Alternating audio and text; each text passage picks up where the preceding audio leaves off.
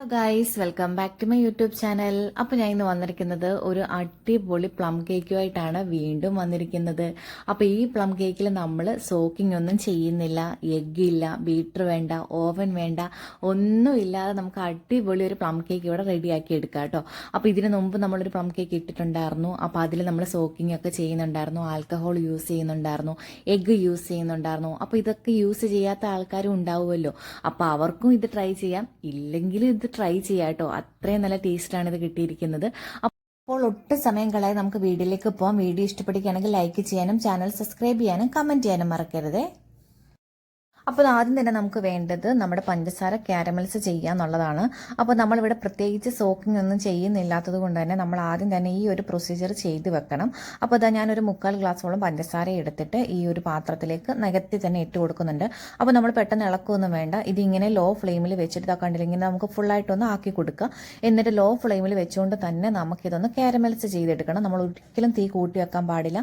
തീ കൂട്ടി വെച്ച് ഇത് കരിഞ്ഞു പോയാൽ നമ്മുടെ ടേസ്റ്റ് മൊത്തത്തിൽ കൈപ്പായി പോകും, പിന്നെ നമുക്ക് ഒട്ടും തന്നെ കഴിക്കാൻ പറ്റില്ല. അപ്പോൾ അതുകൊണ്ട് ക്ഷമയോടെ തീ ലോ ഫ്ലെയിമിൽ ഇട്ടിട്ട് ഇത് തന്നെ ഇതിനൊരു ഇതെന്താ പറയുക, ഒന്ന് സമാധാനത്തിൽ ചേഞ്ച് ആയി വരുന്ന സമയത്ത് നമ്മൾ സൈഡിൽ ഇളക്കി കൊടുക്കുക. അല്ലെങ്കിൽ ആ ഒരു സൈഡെല്ലാം നല്ലപോലെ പെട്ടെന്ന് കരിഞ്ഞു പോകും. അപ്പോൾ നമുക്കിതൊന്ന് മെൽറ്റായി വരുന്നത് കാണുമ്പോൾ തന്നെ നമുക്ക് സൈഡിൽ നിന്നൊന്ന് അങ്ങോട്ടും ഇങ്ങോട്ടും ജസ്റ്റ് ഒന്ന് ഇളക്കി ഇട്ട് കൊടുക്കുക. കുറച്ച് കട്ട പിടിക്കും, കുഴപ്പമില്ല, ഈ രീതിയിൽ തന്നെ മെൽറ്റായി പൊക്കോളും. അപ്പോൾ ഇതാ ഇങ്ങനെ തന്നെ ലോ ഫ്ലെയിമിൽ തന്നെ വെച്ചിട്ട് നല്ലപോലെ ഇതൊന്ന് കളർ ചേഞ്ച് ആയി വരുന്നിടം വരെ. അപ്പോൾ ഒത്തിരി നേരം ഇട്ട് ഇത് കരിഞ്ഞു പോകരുത്. നമുക്ക് ആ ഒരു ബ്രൗൺ കളറിലേക്ക് വരുന്ന ഒരു ടൈം കൊണ്ട് തന്നെ നമുക്കിത് നോക്കി നമ്മൾ ഇളക്കി ജസ്റ്റ് ഒന്ന് ഇളക്കിയൊക്കെ കൊടുത്തിട്ട് നമുക്കിത് നല്ല കറക്റ്റ് പാകത്തിന് സെറ്റാക്കി എടുക്കണം. പഞ്ചസാര നല്ലപോലെ ഇത് ഫുള്ളായിട്ട് മെൽറ്റ് ആയി കഴിയുമ്പോഴത്തേക്കും നമുക്ക് 1 ഗ്ലാസ് വെള്ളം ഇതിലേക്ക് കൊടുക്കണം. ഞാൻ ഇതിന് 1 ഗ്ലാസ് വെള്ളമാണ് ഇതിലേക്ക് ചേർത്ത് കൊടുക്കുന്നത്. അപ്പോൾ വെള്ളം ഒഴിക്കുമ്പോൾ നല്ലപോലെ ശ്രദ്ധിക്കുക, അല്ലെങ്കിൽ നമ്മുടെ കയ്യിലേക്ക് തെറിക്കും. വെള്ളം ഒഴിച്ചിട്ടുണ്ട്. വെള്ളം ഒഴിക്കുന്ന ക്ലിപ്പ് ഞാൻ ഓൺ ആക്കി വെച്ചിട്ടില്ലായിരുന്നു, അപ്പോൾ അതുകൊണ്ട് അത് മിസ്സായിപ്പോയി. ഇതാ വെള്ളം ഒഴിച്ചിട്ടുണ്ട്. അപ്പോൾ ഇനിയിപ്പോൾ നല്ലപോലെ ഇതൊന്ന് തിളച്ച് വരും. അപ്പോൾ ഇത് വെള്ളം ഒഴിക്കുന്ന സമയത്ത് ഒരു കട്ട പിടിച്ച പോലെ വരും, പക്ഷേ അത് കുഴപ്പമില്ല, അത് അവിടെ മെൽറ്റ് ആയിക്കോളും. അപ്പോൾ അത് നമ്മളൊന്ന് ഇളക്കി കൊടുക്കുക. അപ്പോൾ ഇതിന് നല്ലപോലെ ഒന്ന് മെൽറ്റ് ആയി കഴിയുമ്പോഴത്തേക്കും നമുക്ക് ഇതിലേക്ക് ഡ്രൈ ഫ്രൂട്ട്സ് ഒക്കെ ഇട്ട് കൊടുക്കണം. കാരണം നമ്മളിത് പ്രത്യേകിച്ച് സോക്ക് ചെയ്ത് വെക്കുന്നില്ലാത്തതുകൊണ്ട് നമ്മൾ ഈ ക്യാരമൽസ് ചെയ്യുന്ന സമയത്താണ് നമ്മൾ ഇതിലേക്കാണ് നമ്മുടെ ഡ്രൈ ഫ്രൂട്ട്സ് ഒക്കെ ഇട്ട് കൊടുത്തിട്ട് നല്ലപോലെ ഒന്ന് സോക്ക് ചെയ്ത് വെക്കാൻ പോകുന്നത്. ഞാനിവിടെ 1 കപ്പ് ഉണക്കമുന്തിരിയും അതുപോലെ തന്നെ 1 കപ്പ് ടൂട്ടി ഫ്രൂട്ടിയുമാണ് ഇട്ട് കൊടുക്കുന്നത്. നിങ്ങൾക്ക് ഈന്തപ്പഴം, ചെറി ഇതൊക്കെ ഇട്ട് കൊടുക്കുക. അപ്പോൾ നമ്മുടെ കയ്യിൽ അവൈലബിൾ ആയിട്ടുള്ള എല്ലാ ഡ്രൈ ഫ്രൂട്ട്സും ഇതിലേക്ക് നമുക്ക് ചേർത്ത് കൊടുക്കാവുന്നതാണ്. അപ്പോൾ ഞാനിവിടെ ഈ 2 ഡ്രൈ ഫ്രൂട്ട്സ് മാത്രമേ ചേർത്ത് കൊടുക്കുന്നുള്ളൂ. അപ്പോൾ ഇത് നല്ലപോലെ ഒന്ന് ഇളക്കി കൊടുക്കുക. ഒന്ന് നല്ലപോലെ തിളയൊക്കെ വന്നതിന് ശേഷം നമുക്കിത് ഓഫ് ചെയ്ത് വെക്കാം. അപ്പോൾ ഇത് ഒത്തിരി അങ്ങ് തിക്കാക്കി നമ്മൾ എടുക്കണ്ട, കാരണം ഇത് എന്തായാലും ഒന്ന് ചൂടാവുന്ന സമയം കൊണ്ട് നമുക്കൊന്ന് തിക്കാം. അപ്പോൾ ഒരുപാട് നമ്മൾ ഇട്ട് തിളപ്പിച്ച് ഇത് തിക്കാക്കി എടുക്കുമ്പം നമുക്ക് ഒഴിക്കുമ്പോൾ പാടായിട്ട് വരും, അതായത് നല്ല സ്റ്റിക്കി ആയിട്ടിരിക്കും.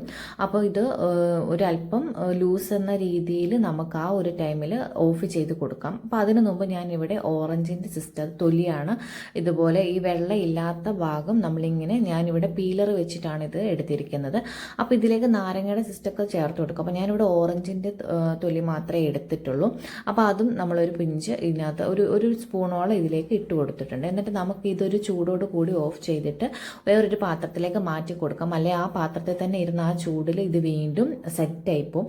അപ്പോൾ അതാ ഇങ്ങനെ കണ്ടില്ല, ഒഴുകി പോകുന്നുണ്ട്. പക്ഷേങ്കിൽ കുറച്ച് കഴിയുമ്പോൾ ഇത് നല്ല സ്റ്റിക്കാവും. അപ്പോൾ ഒരുപാട് ഇത് ഇട്ട് തിളപ്പിച്ച് സ്റ്റിക്കാക്കി എടുക്കണ്ട.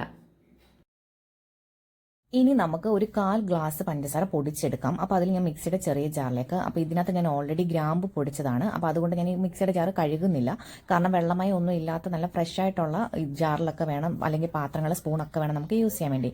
അതുപോലെ തന്നെ ഞാൻ കുറച്ച് ഓറഞ്ചിൻ്റെ സിസ്റ്റം കൂടി ഇട്ടിട്ടാണ് ഈ പഞ്ചസാര ഒന്ന് പൊടിച്ചെടുക്കുന്നത്. നല്ലപോലെ പൊടിഞ്ഞ് കെട്ടിട്ടുണ്ട്, നമുക്കിനിത് മാറ്റി വെക്കാം.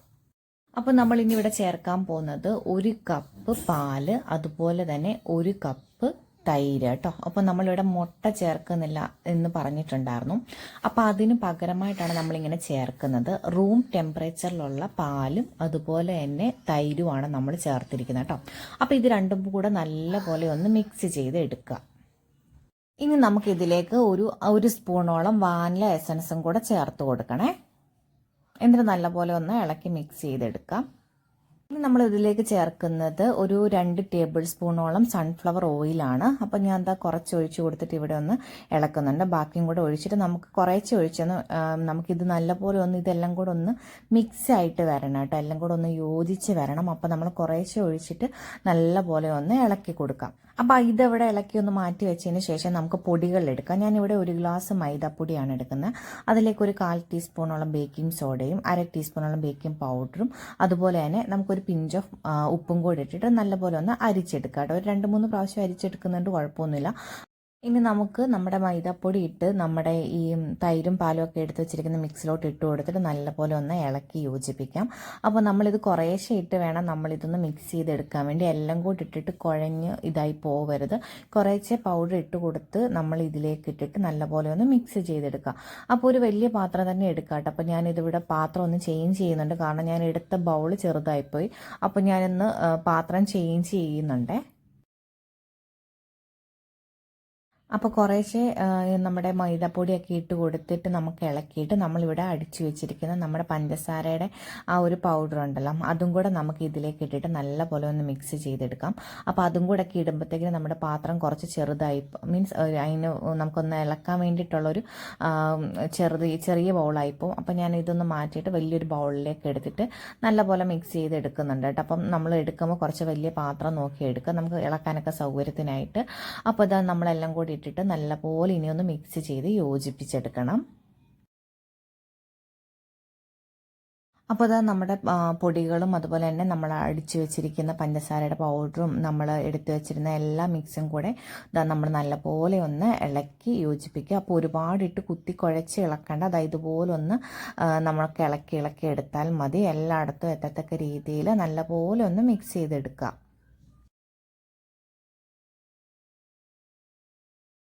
ഇനി നമുക്ക് ഇതിലേക്ക് നമ്മൾ സോക്ക് ചെയ്ത് വെച്ചിരിക്കുന്ന നമ്മുടെ ക്യാരമൽസ് ചെയ്ത് വെച്ചിരിക്കുന്ന നമ്മുടെ ഡ്രൈ ഫ്രൂട്ട്സ് എല്ലാം ഇട്ട് കൊടുക്കാം. അപ്പോൾ ഇതാ കുറച്ചൊന്ന് സ്റ്റിക്കായിട്ടുണ്ട്, അതാണ് ഞാൻ പറഞ്ഞത്. നമ്മൾ ഈ ഇട്ട് തിളപ്പിക്കുന്ന സമയത്ത് ഒരുപാടിട്ട് തിളപ്പിച്ചതൊന്ന് അതായത് ഒന്ന് വെള്ളം പറ്റിച്ചെടുക്കേണ്ട ആവശ്യമില്ല. ഒരിച്ചിരി ലൂസിൽ തന്നെ നിൽക്കുന്ന സമയത്ത് തന്നെ നമുക്ക് ഓഫ് ചെയ്തെടുക്കാം. അപ്പോൾ അങ്ങനെ ആകുമ്പോൾ നമുക്കിത് കുറച്ചും കൂടെ സിമ്പിളായിട്ട് ഇതിലേക്ക് വരും കേട്ടോ. ഇപ്പം തന്നെ ഇത് കുറച്ച് ഹാർഡായിട്ടുണ്ട്. അപ്പോൾ അതാ നമ്മൾ നല്ലപോലെ ഇതിലേക്ക് ഇട്ട് കൊടുത്തിട്ട് ഇനി നമുക്ക് ഇതും കൂടെ ഇട്ട് നല്ലപോലെ ഒന്ന് മിക്സ് ചെയ്തെടുക്കാം.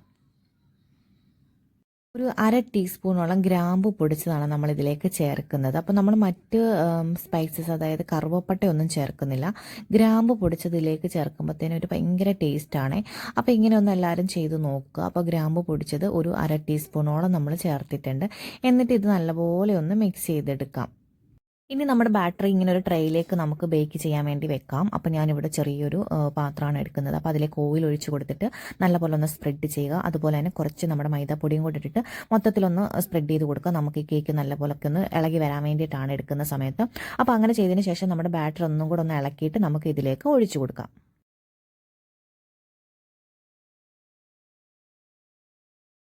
ഒരു ടൂപ്പിക്കോ ഈർക്കിലിയോ ഞാനിവിടെ പിച്ചാത്തിയുടെ ഈ ഒരു കൂർത്ത ഭാഗമൊക്കെയാണ്. അപ്പോൾ അതൊക്കെ വെച്ചിട്ടൊന്ന് വരച്ച് കൊടുക്കുക. എയർ ബബിൾസ് ഒക്കെ ഉണ്ടെങ്കിൽ ഒന്ന് വിട്ട് കളയുക, ഒന്ന് തട്ടി കൊടുക്കുക. ഒന്ന് ടാർ വെക്കുന്നത് ദോശക്കല്ലിലാണ് കേട്ടോ. അപ്പോൾ എൻ്റെ ഒരു ഏകദേശം പോയൊരു ദോശക്കല്ലിലാണ്, പഴയ ദോശക്കല്ലാണ്. അപ്പോൾ ഞാൻ അത് ആദ്യം ഒന്ന് നല്ലപോലെ ചൂടാക്കിയതിന് ശേഷം അതിൻ്റെ മുകളിലേക്ക് നമ്മൾ ഈ ട്രേ വെച്ച് കൊടുക്കുകയാണ്. എന്നിട്ട് നമ്മളിത് അടച്ചിട്ട് ഇതിൻ്റെ മുകളിലേക്ക് നമ്മൾ കുറച്ച് എന്തെങ്കിലും വെയിറ്റും കൂടെ വെക്കണം.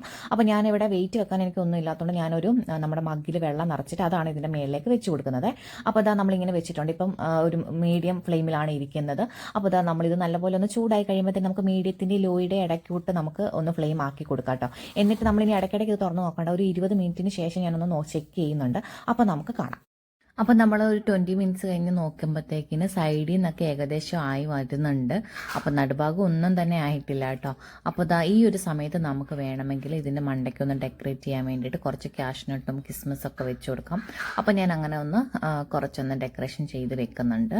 എന്നിട്ട് നമുക്കിത് വീണ്ടും അടച്ച് നമുക്കൊരു 10-20 മിനിറ്റും കൂടെ 20-25 മിനിറ്റൊക്കെ നമുക്ക് വീണ്ടും ഒരു ലോ ഫ്ലെയിമിൽ തന്നെ നമുക്കിതൊന്ന് വേവിച്ച് എടുക്കാം കേട്ടോ.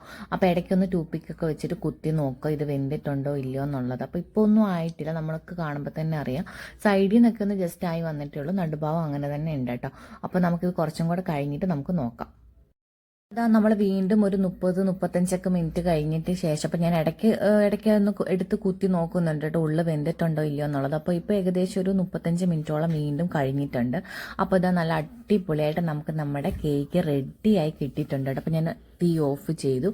ഇനിയിപ്പോൾ നമുക്കിതൊന്ന് ജസ്റ്റ് ഒന്ന് ചൂടാറാകാൻ വേണ്ടി വെക്കാം. അപ്പോൾ ചൂടാറിയതിന് ശേഷം ഞാൻ എന്താ എടുത്ത് വെച്ചിട്ടുണ്ട് കേട്ടോ. അപ്പം നമുക്ക് കറക്റ്റായിട്ടൊക്കെ വിട്ട് കിട്ടിയിട്ടുണ്ട്, നല്ല അടിപൊളിയായിട്ട് കിട്ടിയിട്ടുണ്ട് കേട്ടോ. അപ്പം നമ്മൾ ഇന്നും മുറിക്കുന്നില്ല, നമ്മൾ ഈ കേക്കൊക്കെ നമുക്ക് 1-2 ദിവസം കഴിയുമ്പോഴാണ് കേട്ടോ ഇതിൻ്റെ ഒരു പ്രത്യേക ടേസ്റ്റ് എല്ലാത്തിൻ്റെയും കൂടെ കിട്ടുന്നത്. അപ്പം നമുക്കിപ്പോൾ ചൂടൊക്കെ നല്ലപോലെ ഒന്ന് മാറട്ടെ. അപ്പം ഞാനിത് അടച്ച് വെക്കുകയാണ്. നാളെ നമുക്കിത് കട്ട് ചെയ്തെടുക്കാം. അപ്പോൾ അതുവരെ ഇത് ഇവിടെ ഇരുന്ന് ഒന്നും കൂടെ ഒന്ന് സെറ്റ് ആവട്ടെ. അപ്പോൾ ഇത് പിറ്റേ ദിവസമാണ്. അപ്പോൾ തന്നെ ഞാൻ മൂടി വെച്ചിട്ടുണ്ടാക്കുന്നു. ഇനി നമുക്കിത് തുറന്നിട്ട് ഇനി ഒന്ന് കട്ട് ചെയ്യാം. ഇത് തുറക്കുമ്പോഴൊക്കെ ഉണ്ടല്ലോ ഭയങ്കര മണമാണേ. അപ്പം നല്ലൊരു പ്ലം കേക്ക് നമുക്കൊരു മണം വരത്തില്ലേ, ആ സെയിം മണമാണ് നമുക്കിതൊക്കെ ഓപ്പൺ ചെയ്തപ്പോഴത്തേക്കും നമുക്ക് കിട്ടുന്നത്. നല്ല അടിപൊളി മണമാണ്. അപ്പോൾ ഇതാ നല്ല രീതിയിൽ നമുക്കിത് കിട്ടിയിട്ടുണ്ട്. ഇത് കാണുമ്പോൾ തന്നെ അറിയാം. ഇനി നമുക്കിതൊന്ന് കട്ട് ചെയ്ത് എടുക്കാം കേട്ടോ. നിങ്ങളെല്ലാവരും ഒന്ന് ട്രൈ ചെയ്ത് നോക്കണം, അപാര ടേസ്റ്റാണ്. അപ്പം മുട്ടയും ആൽക്കഹോളും ഒന്നും യൂസ് ചെയ്യേണ്ടെന്ന് താല്പര്യമില്ലാത്തവർക്കൊക്കെ വേണ്ടിയിട്ട് ഉണ്ടാക്കാൻ പറ്റും ഈ ഒരു റെസിപ്പി. അപ്പോൾ എല്ലാവർക്കും ഉണ്ടാക്കാം കേട്ടോ. അപ്പോൾ നമ്മൾ വെറൈറ്റി ആയിട്ട് റെസിപ്പികൾ മാറ്റി മാറ്റി നോക്കുന്നേ ഉള്ളൂ. അപ്പോൾ സെയിം എക്സാക്റ്റ് ടേസ്റ്റ് കിട്ടിയിട്ടുണ്ട്. അപ്പോൾ എല്ലാവരും ഒന്ന് ട്രൈ ചെയ്ത് നോക്കുക. വീഡിയോ ഇഷ്ടപ്പെട്ടെങ്കിൽ ലൈക്ക് ചെയ്യാനും ചാനൽ സബ്സ്ക്രൈബ് ചെയ്യാനും കമൻറ്റ് ചെയ്യാനും മറക്കരുത്. അപ്പോൾ പുതിയൊരു വീഡിയോയുമായിട്ട് വീണ്ടും കാണാം. ബൈ.